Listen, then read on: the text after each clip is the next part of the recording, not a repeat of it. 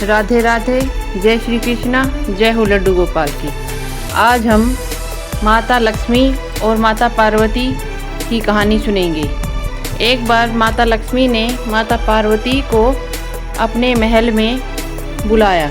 जब माता पार्वती माता लक्ष्मी के महल में आई तो वह महल को देखती ही रह गई। पूरा महल सोने और हीरे जेवरात से जड़ा हुआ था। महल ऐसे चमक रहा था जैसे कोई शीशा चमक रहा हो। वह उसकी आभा देखकर देखती ही रह गई और माता पार्वती ने माता लक्ष्मी को कहा कि मैं भी भोलेनाथ से कहकर ऐसा ही महल बनवाऊंगी। तो माता लक्ष्मी उसका उपहास करने लगी और बोली कि शिव शंकर कहाँ से तुम्हें ऐसा महल बनाकर देंगे। उनके तो गले में सांप रहता है, तन पर भस्म लपेटे रहते हैं। वह तो पहाड़ों पर घूमते रहते हैं। उन्हें ऐसा महल बनाने का कभी सपना भी नहीं आ सकता। वह ऐसा महल कभी नहीं बना सकते। ऐसा सुनकर माता पार्वती निराश हो गई और जाकर शिव शंकर से कहने लगी कि मुझे एक बहुत ही सुंदर महल चाहिए, हीरे जेवरात से जड़ा हुआ और जिसकी सामने सबकी आभा कम हो जाए और ऐसा महल किसी का भी न हो। शिव शंकर ने उसे बहुत समझाया कि हम वैरागी है, हमें पहाड़ों पर ही रहना पसंद है, हम महलों में नहीं रह सकते। परंतु माता पार्वती नहीं मानी और बोली आपके तो गले में हमेशा सांप रहता है, हमेशा आप तन पे भस्म लपेटे रहते हैं और इधर उधर बर्फीले पहाड़ों पर घूमते रहते हैं, परंतु मुझे तो एक सोने का बहुत ही सुंदर महल चाहिए। उनकी जिद के आगे शिव शंकर जी हार गए और उन्होंने विश्वकर्मा को बुलाया और विश्वकर्मा से कहा कि आप एक बहुत ही सुंदर महल का निर्माण करें। विश्वकर्मा भोले शंकर की बात सुनकर महल की तैयारी के लिए जगह खोजने लगे।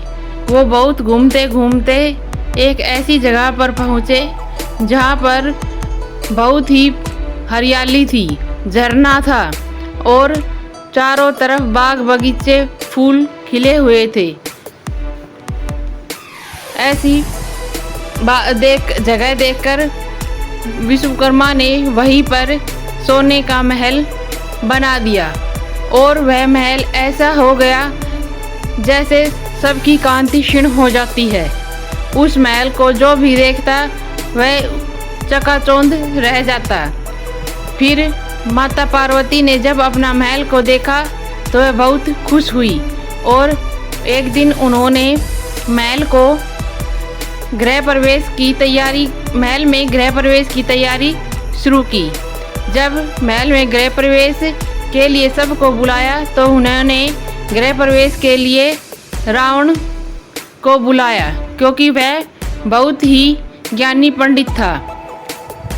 जब महल में गृह प्रवेश की पूजा समाप्त हुई तो उन्होंने रावण से कहा कि दक्षिणा मांगो। रावण को ऐसा महल देखकर मन ललचा गया और उन्होंने शिव शंकर जी से वही महल मांग लिया। ऐसा सुनकर माता पार्वती बहुत ही गुस्से में आ गई और उससे बोली कि मैंने भोलेनाथ से बहुत जिद करके ऐसा महल बनवाया था और तुमने इसी को दान में मांग लिया, परंतु हम तुम्हें दान देने से मना भी नहीं करेंगे और यह दान में भी देंगे, परंतु तुम एक लालची पंडित हो और तुमने हमारा महल छीना है, इसलिए मैं तुम्हें श्राप भी देती हूँ। एक दिन भोले शंकर का एक वंश ही तुम्हारे इस महल का नाश करेगा और तुम्हारी इस लंका को जलाकर भस्म कर देगा और इसके बाद तुम्हारे कुल का विनाश होना शुरू हो जाएगा। माता पार्वती के श्राप से ऐसा ही हुआ। भोले शंकर का अंश हनुमान जी ने रावण की लंका को जला दिया और उनके जरिए ही श्री राम जी ने रावण का वध कर दिया और उनके कुल का भी विनाश शुरू हो गया। जय हो माता पार्वती की, जय शिव शंकर, जय हनुमान। राधे राधे, जय श्री कृष्णा, जय हो।